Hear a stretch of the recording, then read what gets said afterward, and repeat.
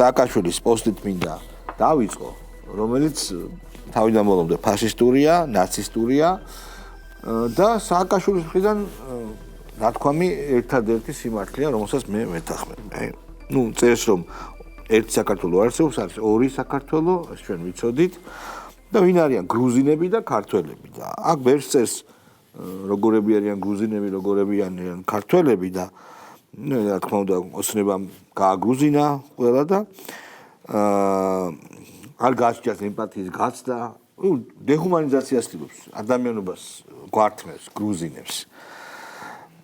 და უნდა მიხვდეს ერი, რომ უნდა განადგურდეს ფიზიკურად. და როგორ ანსხოვებს აი ნაცისტური რა არის ამაში. ეს არის რომ მათ აქეთ არის აზროვნება, იქით არის ბოროტება, გასაგებია. ჩვენ განსხვავდებით, აი ძალიან მნიშვნელოვანი. ჩვენი საუბრის მანერით და ლექსიკით, ჟესტიკულაციით, მიხრა-მოხრით, თვალების გამოხატულება რა არის? ალბათ თვალის ჭრილი, ხო? ის რომ მზერი, რა მზერი. მზერა არ არის. თვალების გამოხატულება მაშინ მზერა უნდა დაეწყო.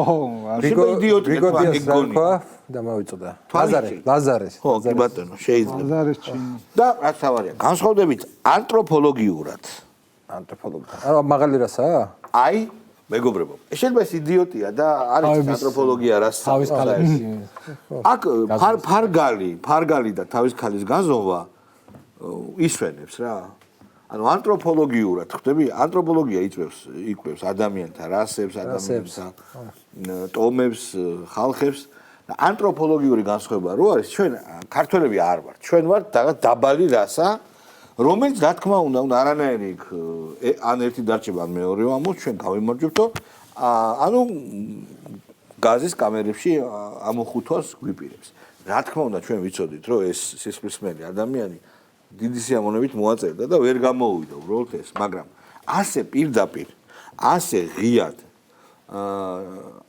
სააკაშვილს ესე პირდაპირ ფაშისტურად, ნაცისტურად შეგახსენებთ, რომ ეს არის ზუსტად ნაცისტური, ერთ-ერთი ნაცისტური ნარატივი. ნაცებს რატო ეძახით, ხო? ყოველთვის იყო ეს საყვედური, რომ არ არიან ნაცისტები, ფაშისტები.